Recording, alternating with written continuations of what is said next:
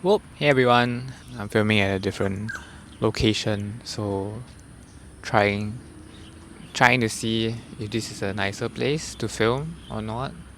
So I have studied and worked in the art industry for a total of 10 years now. So these are some tips that I wish I knew earlier in my art journey, and I hope that these tips can help you as well if you just started on your art journey to become an artist in this art industry. So growing up, I've always enjoyed drawing. I would doodle on everything and anything I could get my hands on. I would doodle on textbooks, I would doodle on assignment papers. I would draw on things that you're not supposed to draw on, except for walls. I don't know why people would draw on walls. Later on, I discovered that you can actually pursue art as a career, and that was something I highlighted in this video right here if you're interested in watching. And that was where I enrolled myself into art school, and that was where my art journey officially began. The pure interest and passion of doing art has become a tangible career path that I could pursue, where we study about the history of art as well as all of the art skills necessary for us to be part of this industry.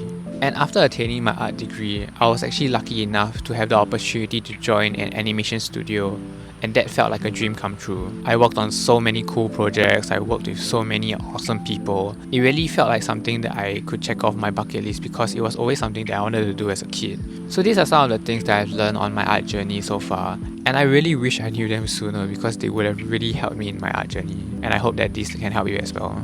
So one of the biggest things is to actually avoid blind practice, and that was something that I covered in this video right here if you're interested in watching. I talked about how putting in time and effort doesn't necessarily equate to the results that you wish to attain. And I also highlighted methods where you can practice in a more result-driven and optimized manner so that you can reach your goals faster. So the next tip would be to specialize, but do not limit yourself. The main thing is to be curious and to be very, very curious, especially when you just started on your art journey and all the way through. Because there's a famous saying that goes, jack of all trades, master of none. But then there's a second part of the saying that goes, but often is better than being a master of one. Do not limit yourself in terms of what you want to learn and what you can learn. When I enrolled into art school about a decade ago, I was really reluctant to pick up digital art, and I always wanted to just stick to doing traditional art because that was something that I was comfortable with. I wasn't necessarily good at it. In actual fact, I was actually terrible at it. But it was something that I was really comfortable with, and I didn't want to get out of my comfort zone. And there was a school assignment where we were tasked to do it in a digital medium, and I tried to negotiate with my teacher asking if I could do it in a traditional medium. And to this day, I'm still really thankful for what he did, and that was he forced me to use digital medium for that assignment.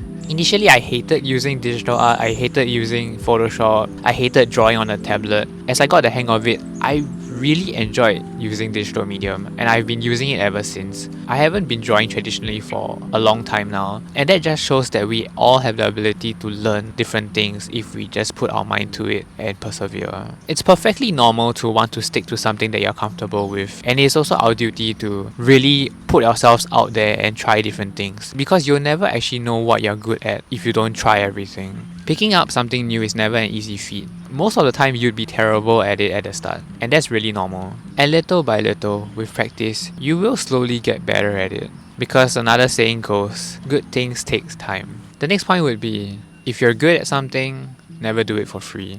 And it links back to the previous point of trying everything, and you need to identify two things. And these two things may or may not overlap.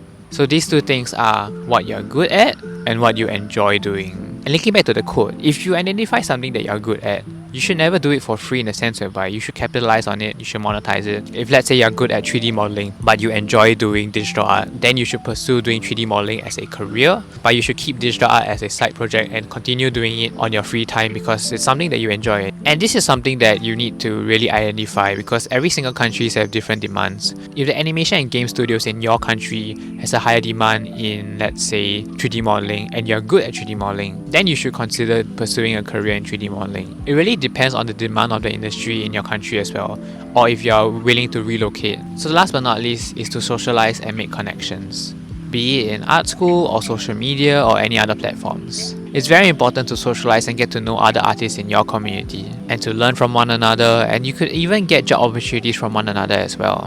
One important thing I've learned so far is that having the skills is important, but knowing the right people is even more important. And I do understand that most of us are inherently introverted, and that's perfectly fine. But knowing the fact that most of us are, it gives us a sense of like, hey, if everyone is the same as me, then I shouldn't be too afraid of reaching out as well. Because so far, when I've reached out to people and they tend to be a little bit more introverted, after reaching out to them and we open up to one another, it becomes really wholesome and really nice. And who knows, you might meet people that are interested in the same things or people that could help you as well. So last but not least, art is a passion-driven career, and if you wish to pursue it, you have to be really brave to pursue it. I hope this video helps, even if it helps a few budding artists that are thinking about pursuing this as a career. So here's my question back to you. What career do you wish to pursue in this art industry and why? I would love to hear from you. So hope you like this video. Don't forget to leave a like and subscribe, and I'll see you guys next time. Bye!